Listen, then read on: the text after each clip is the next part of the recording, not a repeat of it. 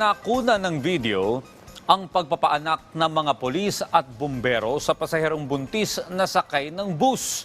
Patungo sana ng ospital sa Calapan City para magpa-check up ang mag-asawang sina Romel de la Torre at 7 buwang buntis na si Mary Ann nang makaramdam siya ng pananakit ng tiyan. Sakto na pasahero rin ang isang police officer na si Maynard Fabella na naka-off duty nung araw na yun. Agad namang nakihingi ng tulong si Fabella sa mga kasamahan niyang nasa malapit na lugar.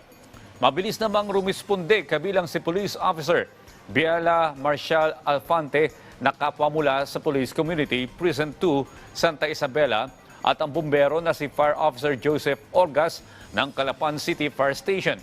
Nanguna si Alfante na isang nursing graduate sa pagpapaanak.